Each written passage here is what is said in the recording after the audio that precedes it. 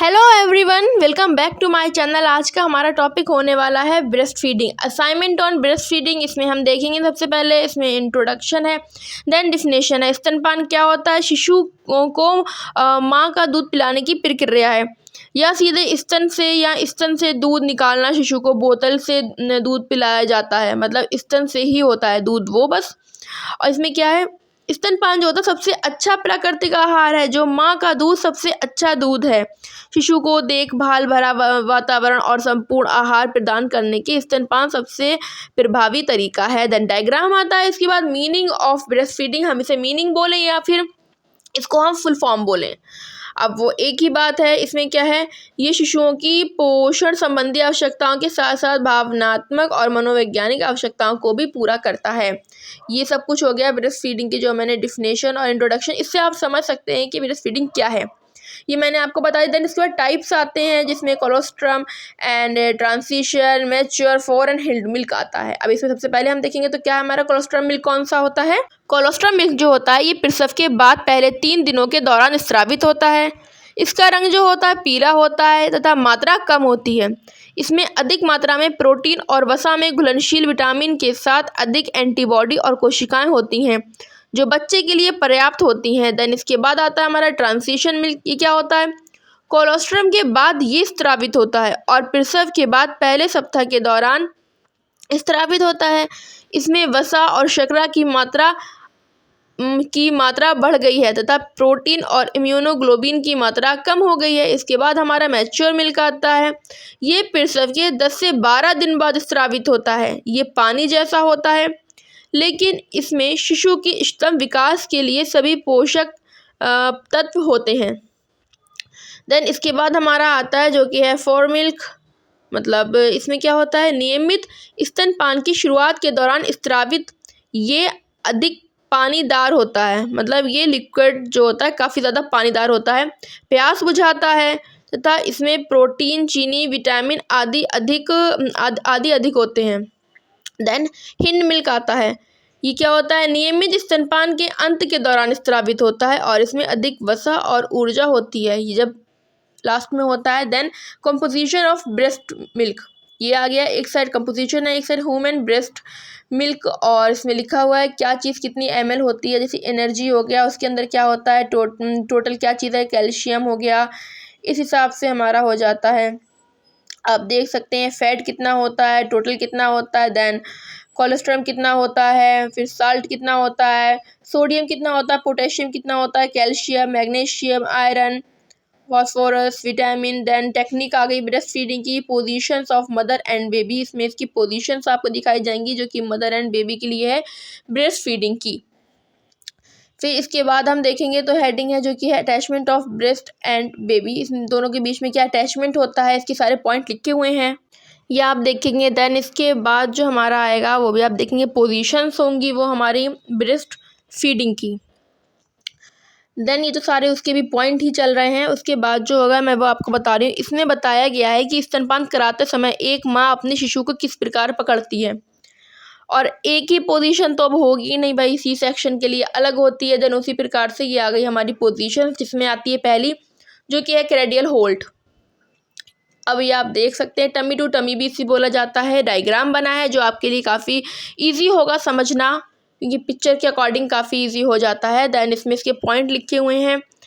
अब आप देखेंगे इसमें तो कौन कौन सी आएंगी, मैं आपको बस हिंदी में ऐसे ही बता देती हूँ। एक आएगी जो कि होगी पालना पकड़। ये क्या होगी, ये एक क्लासिक पकड़ है जिसमें बच्चे का सिर माँ की बाँ पर टिका होता है और बच्चे का शरीर माँ की छाती से सटा होता है। आप इसमें डायग्राम देख के समझ जाएंगे मैं किसकी बात कर रही हूँ। क्रॉस क्रेडियल होल्ड, शिशु का शरीर माँ की छाती पर रखा होता है तथा माँ की विपरीत भुजा उसकी कोहनी के मोड़ से शिशु के सिर और गर्दन को सहारा देती है। डायग्राम इसीलिए बनाया है ताकि आपके लिए काफ़ी इजी हो जाए। इससे आप अपने असाइनमेंट है मेरा, तो आप असाइनमेंट तो अपने रेडी कर ही सकते हैं। देन आप अपने नोट्स भी इससे रेडी कर सकते हैं, क्योंकि मैंने इसमें सभी कुछ मैंने मेन ही लिखा है, मेन हेडिंग्स हैं, मेन पॉइंट्स हैं। इसको मैंने काफ़ी शॉर्ट करके लिखा है, ये तो बहुत ज़्यादा लेंथी था, आप इसको देख करके समझ सकते हैं।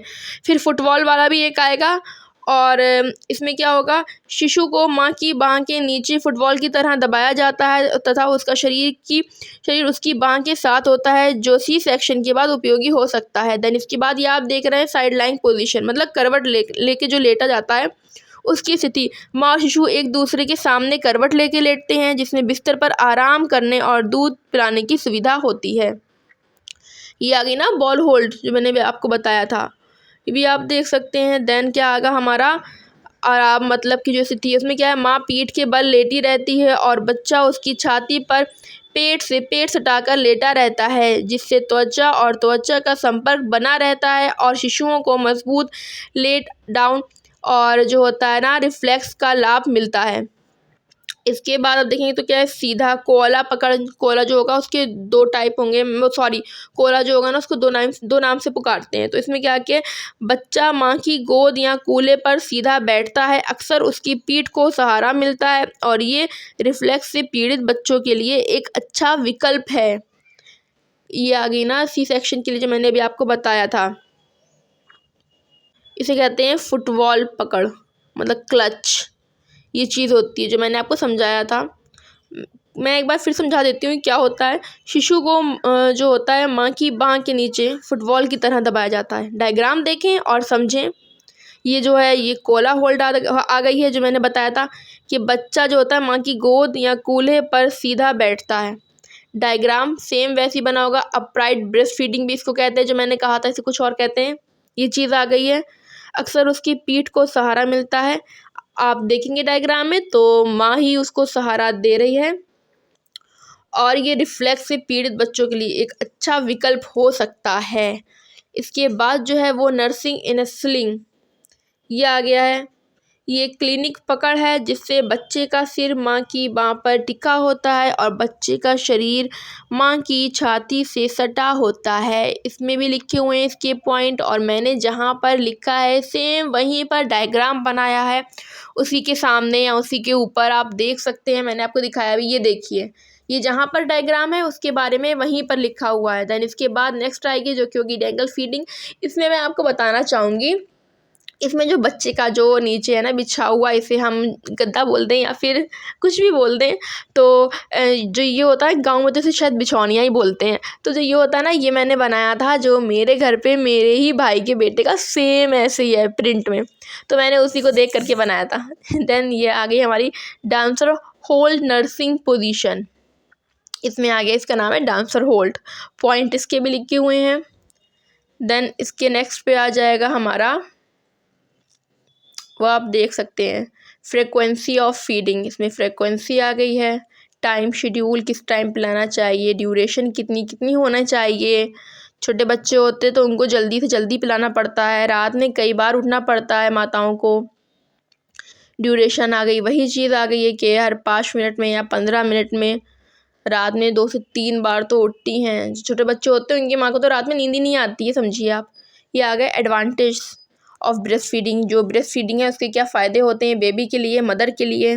ये जो होता है ना, इसमें फ़ायदा क्या होता है, इसमें जो बच्चा होता है उसकी स्वस्थ वृद्धि होती है, विकास होता है और आवश्यक पोषण और तत्व और ऊर्जा प्रदान करते हैं उसके लिए, और एंटीबॉडीज़ होती हैं। फिर इसमें संबंध बनता है माता का बच्चों के साथ बहुत अच्छे से, और बचपन में ये मोटापा उसका इतना ज़्यादा नहीं फैलता है, कैंसर की बीमारी नहीं होती है। ऐसी सेम मदर के लिए भी है कि मदर को भी कैंसर से जो जोखिम को कम करता है, इससे वज़न घटाने में है। और मैं आपको बता चुकी हूँ बच्चे से अटैचमेंट होता है। और प्रॉब्लम्स क्या होती हैं ब्रेस्ट फीडिंग में, जो सोर निपल्स होते हैं और ब्रेस्ट जो इंगॉशमेंट होता है, ब्रेस्ट अब्सेस, और जो वर्किंग वुमेन होती हैं उनके लिए। एंड यहाँ पर कंक्लूजन एंड समरी, यहीं पर हमारा टॉपिक होता है ख़त्म। Then thank you for watching, bye.